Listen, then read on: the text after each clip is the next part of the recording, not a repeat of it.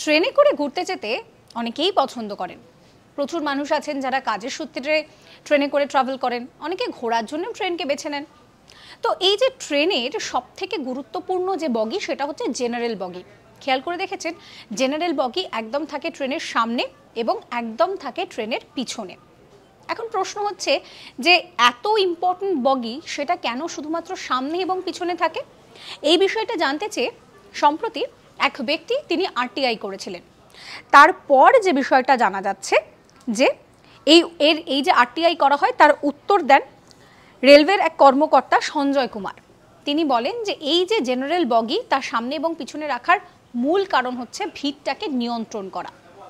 অর্থাৎ যখন ট্রেন ঢুকছে তখন যারা জেনারেল বগিতে উঠবেন তারা দুদিকে ভাগ হয়ে যাচ্ছেন। এর ফলে যেটা হচ্ছে যে মাঝের কম্পার্টমেন্ট থেকে যারা নামছেন তারা ঠিকভাবে যাতায়াত করতে পারছেন। এখন যদি এই জেনারেল বগি মাঝামাঝি কামরায় রাখা হয়, মাঝামাঝি জায়গায় রাখা হয়, সেক্ষেত্রে সকলে যখন ওই দিকে ভিড়ের দিকে ছুটবেন তখন যারা নামতে যাবেন তাদের অসুবিধে হবে, যারা উঠতে যাবেন জেনারেল বগিতে তাদেরও অসুবিধে হবে। এই যাত্রী পরিষেবার কথা মাথায় রেখে এবং সর্বোপরি ভিড় ম্যানেজমেন্টের জন্য জেনারেল বগি একেবারে থাকে সামনে এবং থাকে পিছনে। সাবস্ক্রাইব করবেন আজ তাক বাংলার ইউটিউব চ্যানেলকে।